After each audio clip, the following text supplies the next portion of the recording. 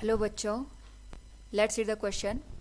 A long solenoid with 1000 tons per meter has a core material with relative permeability 500 and volume 10 raised power 3 centimeter cube. If the core material is replaced by another material having relative permeability of 750 with the same volume, maintaining same current of 0.75 ampere in the solenoid, the fractional change in the magnetic moment of the core would be approximately x by 499. Find the value of x. Now to answer this question, first we will discuss here the key concept, and here the key concept will be intensity of magnetisation, या फिर हम जिसको यहाँ पे simply magnetisation capital M से indicate करते हैं, इसको हम यहाँ पे डिफाइन करते हैं मैग्नेटिक मोमेंट जनरेटेड इन पर यूनिट वॉल्यूम.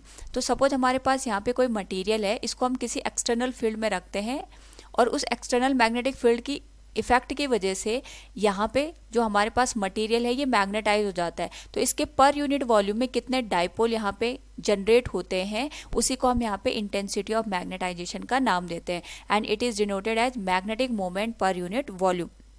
नाउ साथ में अगर हम बात करें यहाँ पे ससेप्टिबिलिटी की, तो हमारे पास यहाँ पे जो ससेप्टिबिलिटी होती है it is denoted as the ratio of intensity of magnetization with respect to the magnetic intensity that is given as H. Now यहाँ पे हमारे पास जो एक्सटर्नल फील्ड होता है उसकी वजह से कितनी हमारे पास इंटेंसिटी प्रोड्यूस होती है मैग्नेटाइजेशन की इन अ मटेरियल, इसका जो रेशियो बनता है इसी को हम यहाँ पे ससेप्टिबिलिटी का नाम देते हैं. नाउ हमारे पास जो ये ससेप्टिबिलिटी होती है इट इज़ अ रेशियो, ये हमारे पास यहाँ पे एक रेशियो के टर्म को इंडिकेट करता है. इसी के बेसिस पे हम ये बताते हैं कि कोई भी मटेरियल हमारे पास डाई मैग्नेटिक है, पैरामैग्नेटिक है या फिर फेरोमैग्नेटिक की कैटेगरी में लाई करता है. नाउ यहाँ पे हम रिलेशन इस्टेब्लिश करेंगे मैग्नेटिक मोमेंट m के बीच में और हमारे पास जो रिलेटिव परमिएबिलिटी होती है म्यू आर उसके बीच में, ताकि हम यहाँ पे ये फाइंड आउट कर पाएँ कि the fractional change in the magnetic moment of the core क्या होगा इस पर्टिकुलर केस में जब हम इस यहाँ पे कोर को चेंज कर देते हैं. तो बेसिकली यहाँ पे अगर हम बात करें मैग्नेटाइजेशन एंड ससेप्टिबिलिटी के बीच रिलेशन की, तो we know that m equals होता है magnetic moment per unit volume, and जो हमारे पास ससेप्टिबिलिटी होता है it is given as intensity of magnetisation with respect to the intensity of the magnetic field के. नाउ वी नो दैट जो magnetic field होता है of a solenoid it is given as magnetic field of solenoid is represented at B equals mu naught N into I. Mu naught is the permeability of free space, N is the number of turns, and I is the current flowing through the wire.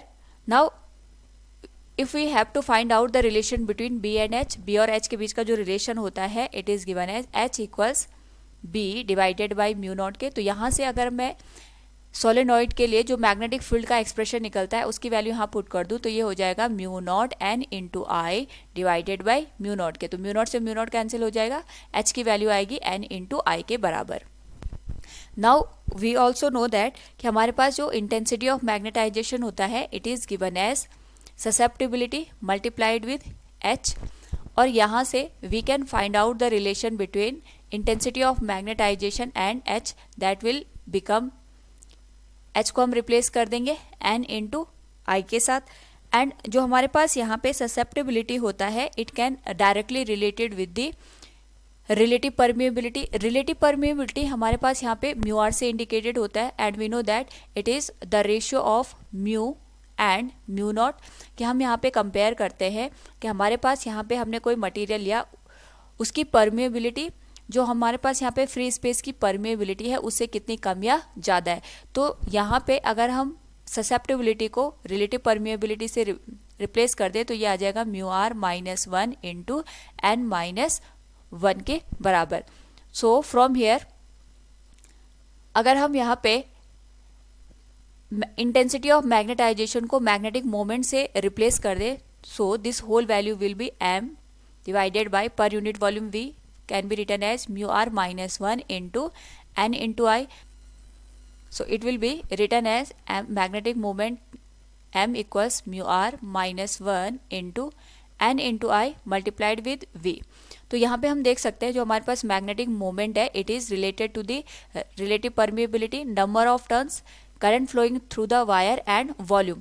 तो basically हमारे पास यहाँ पे हमने जो material है उसको change किया है, उसकी वजह से जो रिलेटिव परमिएबिलिटी होगी वो हमारे पास चेंज होगी। अकॉर्डिंग टू द क्वेश्चन हमारे पास एक सोलेनॉइड है जिसमें 1000 टर्न्स पर मीटर है एंड इसका जो कोर मटेरियल है इसकी जो रिलेटिव परमिएबिलिटी है यहाँ पे 500 और वॉल्यूम 10⁻³ सेंटीमीटर क्यूब के बराबर रखा हुआ है। If the core material is replaced with another material of relative permeability 750, हमने यहाँ पे मटेरियल को चेंज कर दिया जिसकी रिलेटिव परमिएबिलिटी 750 के बराबर है, लेकिन जो करंट की वैल्यू है वो हमारे पास यहाँ पे सेम है। तो यहाँ पे अगर हम देखेंगे तो जो मैग्नेटिक मोमेंट है इसमें जो चेंज आएगा वो केवल मटेरियल के चेंज होने की वजह से आएगा, क्योंकि हमने इसका कोर का मटेरियल चेंज कर दिया तो इस वजह से हमारे पास जो मैग्नेटिक मोमेंट है वो चेंज हो जाएगा। So we can say change in magnetic moment with respect to the original moment. तो ये हमारे पास हो जाएगा del M divided by M के बराबर। तो जो हमारे पास चेंज है अगर हम इसको यहाँ पे mu R minus 1 N into I into V के टर्म में लिखें तो जो नया हमारे पास मटेरियल है उसकी परमिएबिलिटी को हम यहाँ पे म्यू आर डैश से इंडिकेट कर देंगे। It will be mu R minus 1 N into I into V minus mu R minus 1 N into I into V, and this whole value will be divided by the original value of magnetic moment that will be mu r minus 1 n into I into v. So from here जो हमारे पास n into I into v है ये जो terms है ये हमारे पास common आके cancel हो जाएंगे, तो ये बन जाएगा del M by M equals mu R dash minus 1 minus mu R minus 1 divided by mu R minus 1 के। तो म्यू आर की जो वैल्यू थी दैट वाज 500 और म्यू आर डैश की जो वैल्यू है ये 750 के बराबर है। सो ये बन जाएगा 750 minus 1 minus 500 minus 1 divided by 500 minus 1 के।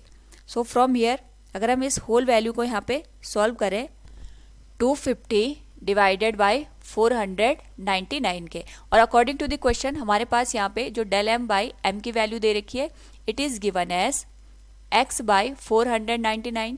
तो यहाँ से अगर हम दोनों को कंपेयर करें तो जो x की वैल्यू निकल के आएगी it will be given as 250। So from the given question we can say here find the value of x, it will be 250। Hope all you understood it. Thank you and best of luck.